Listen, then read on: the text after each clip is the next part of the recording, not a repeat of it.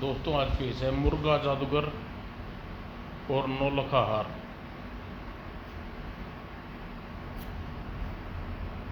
ये एक और चित्र है दोस्तों।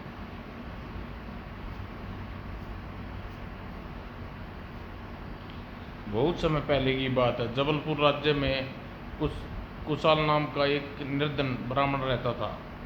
एक नाव दुर्घटना में उसके माता पिता की मृत्यु हो गई। तब से वह अपने जीवन से बहुत निराश रहने लगा। एक दिन क्या रखा है इस उजाड़ जीवन में, न कोई खुशी न कोई खुश न दुख, भाग लेने वाला कोई रिश्तेदार। ऐसे जीवन से मर जाना अच्छा है। बस वह उसी समय घर से निकल पड़ा। मैं नदी में कूद कर आत्महत्या कर लूँगा। वह इन्हीं सोचों विचारों में डूबा चल रहा था कि युग जरा सुनो। पुकार सुनकर कुशाल ठिनक कर रुक गया और महात्मा की ओर देखने लगा। मैंने तुम्हें आवाज़ दी है बेटा, जरा मेरे पास आओ। कहिए महात्मा, आपने मुझे क्यों आवाज़ दी? बेटा, तुम अपने विचारों में डूबे उदास चले जा रहे थे, इसलिए हमने सोचा शायद तुम किसी बात से दुखी हो। तुम्हारे दुख जानने के लिए हमने आवाज़ दी। बताओ बेटा, तुम्हें क्या दुख है? यह सुनकर कुशल आंखों से आंसू आ गए। यह क्या बेटा, तुम्हारी आंखों से आंसू? पुरुष होकर रोते हो? महात्मा जी, मैं अपने जीवन से बहुत दुखी हूँ। अतः आज मैं अपने जीवन को समाप्त करने नदी की ओर जा रहा हूँ। बेटा, आत्महत्या करना महापाप है। भगवान ने हमें यह जीवन इस प्रकार समाप्त करने के लिए नहीं, बल्कि कुछ करने के लिए दिया है। संसार में जब से आए हो, कुछ अच्छे काम करके ही भगवान के पास जाओ। महात्मा जी, आपकी बातें सही हैं, लेकिन मेरा इस दुनिया में कोई नहीं है। मैं अनाथों और गरीबों की तरह अपना जीवन बिता रहा हूँ। बेटा, जरा अपना सीधा हाथ दिखाओ ताकि मैं तुम्हारी आश्चर्यता देखकर जान सकूं तुम्हारे जीवन में सुख है या नहीं और तुम्हारी आयु कितनी है।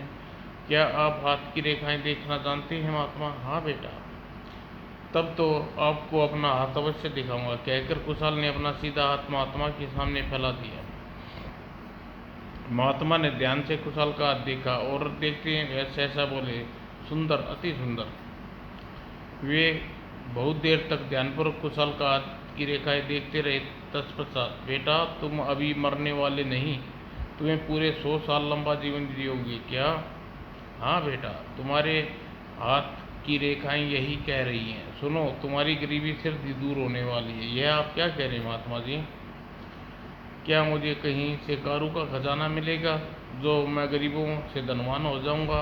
ऐसा ही समझ लो बेटा। तुम्हारे हाथ की रेखाएं कहती हैं कि तुम्हारा ब्याह इस राज्य की राजकुमारी से होगा। तुम उसके पति बनकर राजसुख भोगोगे। महात्मा जी, क्यों मेरा मजाक उड़ा रहे हो? भला जबलपुर की राजकुमारी रतनमाला मुझ कंगले के साथ ब्याह क्यों करेगी? कुशाल बेटा, हस्तरेखा का ज्ञान कभी झूठा बात नहीं बोलता। तुम्हें बताई मेरी बात एक एक सत्य है। तुम्हारा विवाह जबलपुर की राजकुमारी रतनमाला से होगा। ओह, यह तो आपने बड़ी अनहोनी बात बताई महात्मा जी। कुशाल, अपनी एकादशी है, कल एकादशी है। कल के दिन तुम शुभ है। कल तुम राजकुमारी रतनमाला के पास जाकर उनसे ब्याह की बात करो। तुम्हें अवश्य ही सफलता मिलेगी। अच्छा महात्मा जी। कुशाल बेटा, अब तुम घर वापस लौट जाओ और कभी आत्महत्या का विचार अपने मन में न लाना। हिम्मत, कठिनाइयों का सामना करना, ऐसे करने से तुम अवश्य सफलता मिलेगी। महात्मा जी, आपने मेरी बंद आँखें खोल दी। मैं आपका बहुत आभारी हूँ। मैं भूलकर भी आत्महत्या का विचार अपने मन में नहीं लाऊंगा और हिम्मत और कठिनाइयों से मुकाबला करूंगा। इसी में तुम्हारा कल्याण है निहित। कुशाल। तब कुशाल महात्मा को प्रणाम करके घर लौट पड़ा। घर आकर वह सोचने लगा, राजकुमारी रतनमाला हर समय सखियों से घिरी रहती है, राजपाल राजमहल में रहती है, उससे मिलूंगा कैसे मिल सकता हूँ? यह सोच वह परेशान हो उठा। तभी सहसा कुछ याद आया। राजकुमारी रतनमाला प्रतिदिन प्रातः बिल्कुल अकेली गौरी मंदिर में पूजा करने जाती है। उसी समय एकांत में मिलने के लिए उपयुक्त है।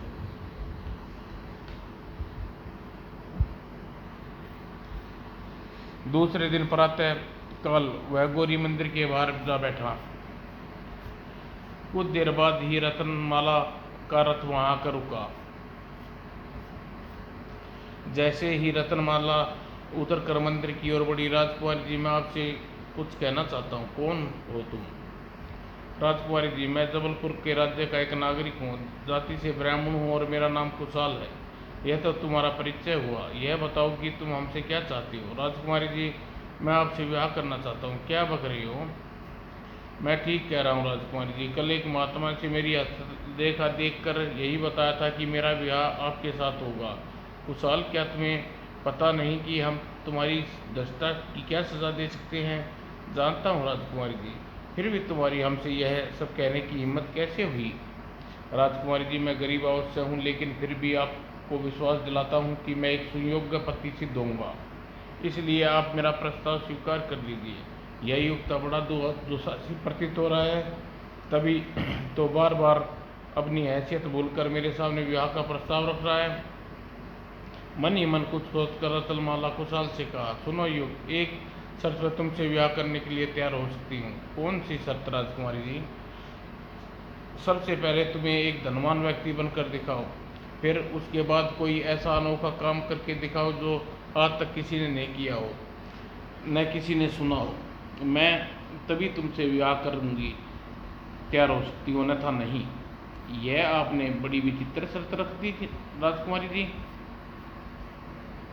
सोच लो ही हो, यदि तुमने मुझसे विवाह करना चाहती हो तो यह शर्त पूरी करनी पड़ेगी। ओह! कुशाल उदास हो उठा, फिर कुछ सोचकर रत्नमाला से कहा, ठीक है राजकुमारी जी, मुझे आपकी शर्त मंजूर है। तो जाओ, अब 6 माह पश्चात मेरे पास आना, तुम मेरी शर्त पूरी करने लायक हो जाओगे। 6 माह पश्चात? हाँ, मैं शर्त पूरी करने के लिए तुम्हें 6 माह का समय देती हूँ। यदि 6 माह के अंदर अंदर तुम मेरी शर्त पूरी नहीं कर पाए तो तुम्हें प्राणदंड दिया जाएगा। ओह! अगर 6 माह के अंदर अंदर मेरी शर्त पूरी कर पाए तो मैं तुम्हारे से विवाह कर लूँगी। ठीक है राजकुमारी, अब मैं आपसे 6 माह पश्चात मिलूँगा, कहकर कुशाल वहाँ से चला गया। चलते चलते वह सोच रहा था, भला 6 माह के अंदर मैं धनवान कैसे बन सकता हूँ? तभी उसे एक बात ध्यान में आई, आखिर दुनिया में ऐसा कौन सा काम हो सकता है जो आज तक किसी ने न किया न सुना? कुशाल ने लाख दिमाग लगाया पर उसकी समझ में कुछ नहीं आया। यदि मैं राजकुमारी की शर्त पूरी न कर सका तो राजकुमारी मुझे प्राणदंड देगी। इन्हीं सोचों विचारों में डूबा हुआ जा रहा था कि अरे, ये तो वही महात्मा है जिन्होंने मुझे कल जबलपुर में मेरी हस्तरेखाएं देखकर राजकुमारी से मेरी ब्याह की घोषणा की थी। कुशाल जल्दी से महात्मा के सम्मुख पूछा, प्रणाम। कहो कुशाल, आओ कुशाल। महात्मा जी, कल आपने मुझे आत्महत्या से बचा लिया, लेकिन अब आप मुझे मौत के पंजे से नहीं बचा सकते। क्यों, क्या हुआ? महात्मा जी, आपके दिए निर्देश के अनुसार मैं कुछ देर पहले राजकुमारी रत्नमाला से मिला और मैंने उसे के सामने विवाह का प्रस्ताव रखा। फिर क्या हुआ? राजकुमारी रत्नमाला ने मेरे सामने बड़ी विचित्र शर्त रखी। यदि मैं उस शर्त को पूरा करूंगा तो वह मुझसे विवाह करेगी, अन्यथा नहीं। क्या शर्त है उसकी? कुशाल ने महात्मा को रत्नमाला की शर्त बताई, सारी बात जानकर ली। तब तुमने क्या सोचा कुशाल? सोचना क्या है महात्मा जी, मैं राजकुमारी रत्नमाला की शर्त हालत में पूरी नहीं कर सकता। इसका मतलब यह कुशाल, कल मैंने तुम्हें हिम्मत न छोड़ने की जो बात समझाई थी वह तुम भूल गए, तभी तो तुम इस प्रकार निराश पूर्ण बातें कर रही हो। महात्मा जी, मैं कितनी भी हिम्मत करूं पर राजकुमारी की शर्त पूरी न कर सकता। कुशाल, तुम जितना भी मन बना लो, लेकिन होगा वही जो तुम्हारे भाग्य में लिखा है। जब तुम्हारे भाग्य में राजकुमारी का विवाह लिखा है तो वह अवश्य होगा। तुम राजकुमारी की शर्त भी पूरी करोगे। कुशाल, तुम भ्रम का शिकार हो गए हो। तुम्हारे इसी भ्रम को तोड़ने के लिए तुम्हें एक सच्ची कहानी सुनाता हूँ। वह कहानी क्या है महात्मा जी? तो सुनो। शार्दुलपुर गांव में हरिभट्ट नाम का एक गरीब ब्राह्मण रहता था। भिक्षा मांगकर वह अपना और अपनी पत्नी कौशल्या का पेट भरा करता था। हरिभट्ट महादेव का परम भगत था। प्रतिदिन वह कई घंटे महादेव की पूजा किया करता था। एक बार उसकी बात बात है कि देश में भयानक अकाल पड़ा। अकाल के कारण हरिभट्ट के लोगों को भिक्षा देनी बंद कर दी। हरिभट्ट कौशल्या दोनों भूखे मरने लगे। तब एक दिन, स्वामी इस प्रकार कब तक भूखे रहेंगे? भूखे रहने के अलावा हम और कर भी क्या सकते हैं कौशल्या? स्वामी, आप महादेव के परम भक्त हैं। आप भगवान शंकर से कुछ क्यों नहीं मांगते? आप तो उनके भगत हैं, वो आपकी बात अवश्य माननी चाहिए। कौशल्या, कह तो तुम ठीक रही हो। आज मैं महादेव की मूर्ति के सामने बैठकर अपनी व्याख्या सुनाऊंगा और उनसे कुछ मांग कर लाऊंगा। कहकर हरिभट्ट और महादेव के मंदिर की ओर चल दिए। हरिभट्ट महादेव के मंदिर में पहुंचे। भगवान, आज मैं निस्वार्थ पूजा करता रहा। आज तक मैंने आपसे कुछ नहीं मांगा, पर आज मांगता हूँ, तू मेरी गरीबी दूर कर दे ताकि मेरी पत्नी भूखे न मर सके। शाम होने पर हरिभट्ट महादेव की मूर्ति के सामने यही प्रार्थना दोहराता था। महादेव ने उसकी एक न सुनी। लगता है पत्थर के महादेव मेरी प्रार्थना नहीं सुनेंगे। मुझे यहाँ से घर चलना चाहिए। निराश सा हरिभट्ट उठा और घर की ओर चल पड़ा। जब वह घर पहुंचा तो रात गिराई। क्या हुआ स्वामी? क्या महादेव ने आपकी कुछ मांग कर लाए? कौशल्या, मैंने महादेव को बहुत पुकारा, पर वह उन्होंने मेरी पुकार न सुनी, न ही दर्शन दिए। इसका मतलब आज हम भूखे पेट सोना पड़ेगा। हाँ कौशल्या, सिवाय इसके कोई चारा नहीं। कौशल्या और हरिभट्ट फूटी तकदीर को कोसते हुए भूखे पेट सो गए। दूसरे दिन सारलुदपुर के जमींदार जोरावर सिंह गांव की ओर आता हुआ रात हो जाने के कारण महादेव के मंदिर में ही रुक गया। रात्रि को गांव की ओर जाना खतरे से खाली नहीं। क्या पता राह में कोई चोर डाकू मिल जाए। मैं यहाँ से गांव की ओर चलूँगा। तभी ओह, मंदिर में यह प्रकाश कैसा? दरअसल उस प्रकाश में विष्णु भगवान प्रकट हुए थे। ओह, यह तो साक्षात विष्णु भगवान है। और जोरावर सतम सा छिपकर विष्णु भगवान को देखने लगा। दूसरी ओर विष्णु भगवान शंकर की मूर्ति से कह रहे थे, जागो महादेव जागो, क्या मेरे आने पर भी सोए रहोगे? विष्णु ने तत्काल इतना कहने पर शंकर भगवान की मूर्ति में हलचल हुई और अगले ही पल, कहिए विष्णु जी, आपने यहाँ आने का कष्ट क्यों किया? ओह चमत्कार, शंकर की मूर्ति साक्षात शंकर भगवान में परिवर्तित हो गई है। शंकर जी, आज मैं तुम्हें तुम्हारी एक गलती बताने आया हूँ। गलती? हमसे क्या गलती हुई है विष्णु जी? शंकर जी, तुम बड़े कठोर हृदय की हो। तुमने अपने भक्तों को ध्यान रखना ही चाहिए। क्या उनका ध्यान रखना तुम्हारे कर्तव्य नहीं है? तुम मेरे किस भक्त की बात कर रहे हो विष्णु जी? मैं तुम्हारे भक्त हरिभट्ट की बात कर रहा हूँ, ब्राह्मण की बात कर रहा हूँ। शंकर जी, वह और उसकी पत्नी भूखों मर रहे हैं। तुम हाथ पर हाथ धरे बैठे हो। बस इतनी सी गलती है। तुम इसे इतनी सी गलती कह रहे हो शंकर जी? विष्णु जी, ऐसा नहीं है कि तुम हरिभट्ट की तकलीफों को आभान नहीं। मुझे तो अपने हर भगत का हर पल ध्यान रखना चाहता है, पर हर बात का एक निश्चित समय होता है। आज हरिभट्ट के भाग्य में भूखों मरना लिखा था, इसलिए कल वही हरिभट्ट 36 प्रकार के भोजन खाकर अपना पेट भरेगा। वो कैसे? वो ऐसे, कल रात हमारी कृपा से हरिभट्ट के मकान में सोने की वर्षा होगी और हरिभट्ट की गरीबी हमेशा के हमेशा के लिए दूर हो जाएगी। ओह, तब तो क्षमा करें शंकर जी, आप व्यर्थ में ही नाराज था। इतना कहकर विष्णु अंतर्ध्यान हो गए और शंकर भगवान पत्थर की मूर्ति में परिवर्तन हो गए। विष्णु जी व शंकर जी के वार्तालाप सुनकर जोरावर हस्तप्रत रह गया। तो कल भिखमंगा हरिभट्ट धन्ना सेठ बन जाएगा, लेकिन मैं ऐसा कदापि नहीं होने दूंगा। सुबह होने पर जोरावर सिंह अपने गांव की ओर चल दिया। सीधा हरिभट्ट की झोपड़ी में पहुंचा। जमींदार साहब, यहाँ ब्राह्मण हरि देवता, आपकी दुर्दशा देखकर मुझे अपार अनुभव हो रहा है। वर्षा के मौसम आने वाला है, तब तक टूटी फूटी झोपड़ी में आप कैसे रहेंगे? आप अपना पुराना आप मैं आपका पुराना यजमान हूँ, इस खातिर मैं आपको ये झोपड़ी में नहीं रहने दूंगा। इस टूटी फूटी झोपड़ी को छोड़कर कहाँ जाऊंगा जमींदार जी?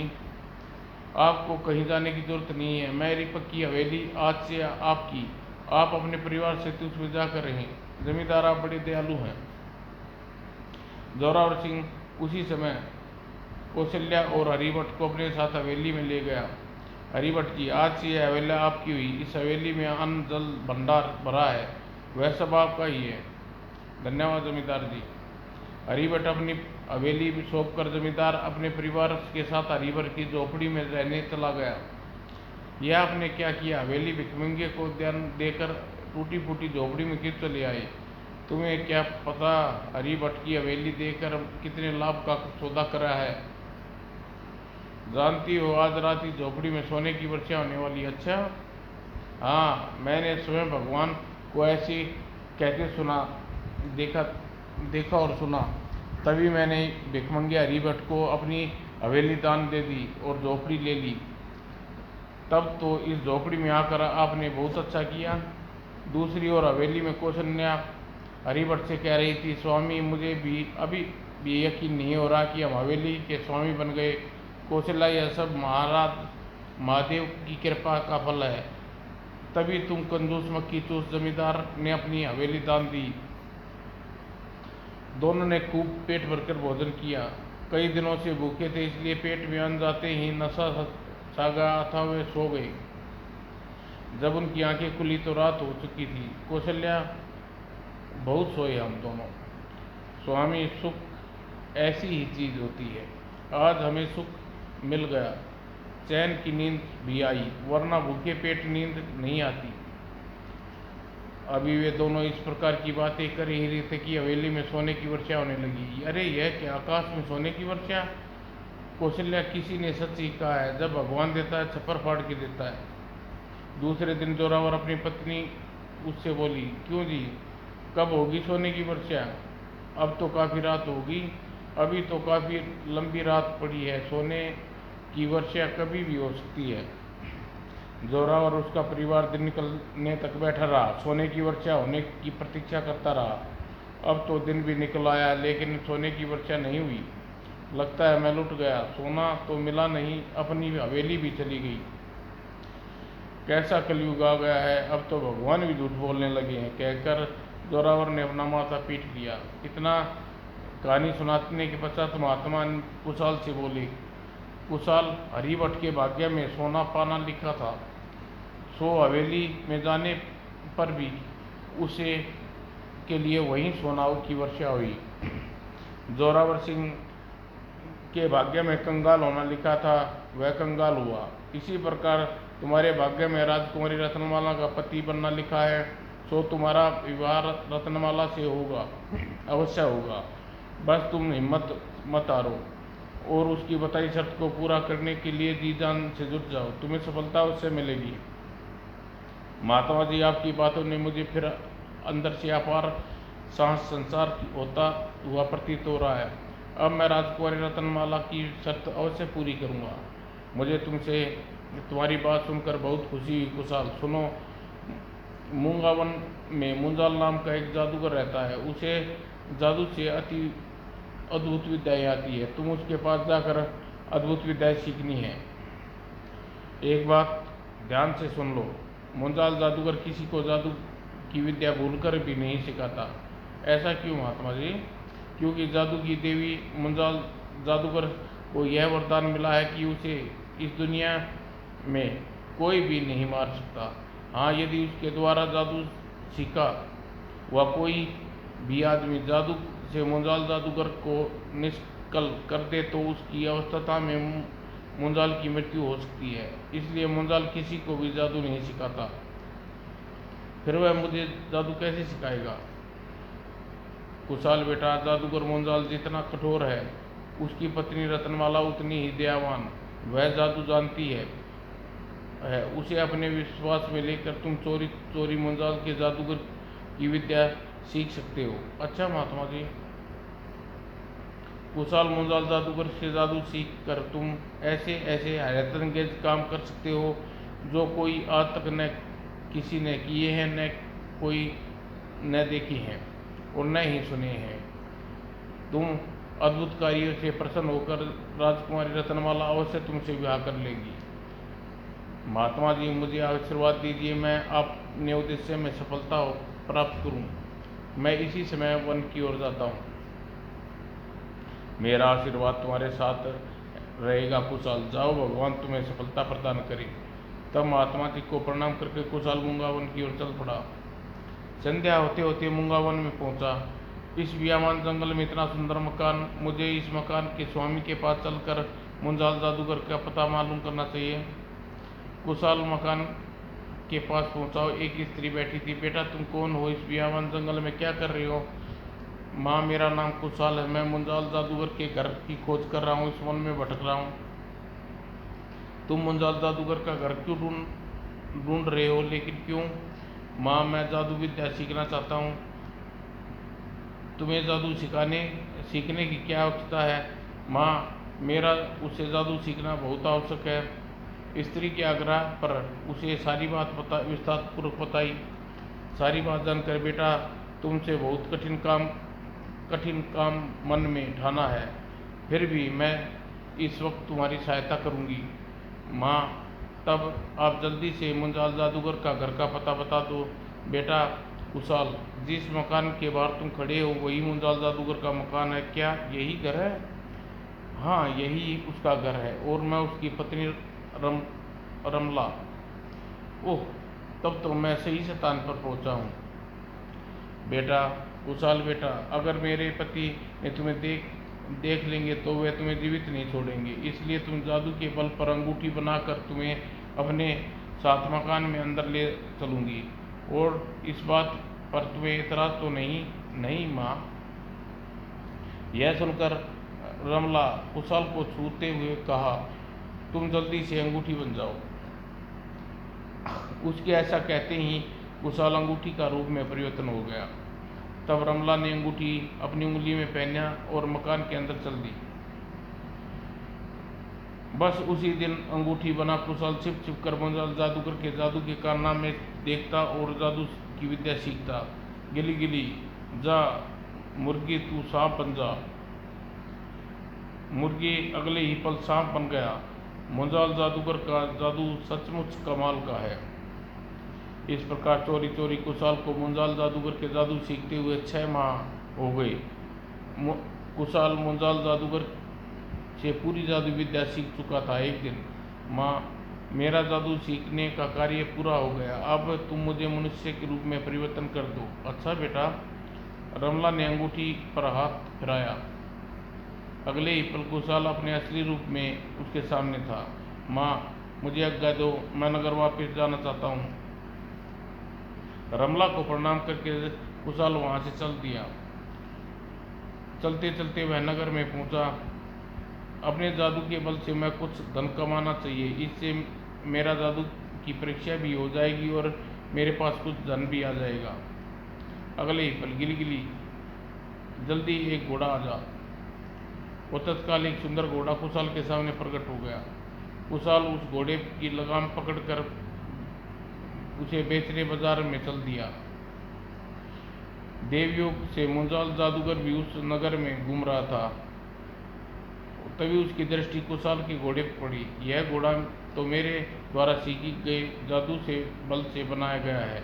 इसका मतलब कि यह योग छिपकर मुझसे मेरी जादू विद्या सीखी है।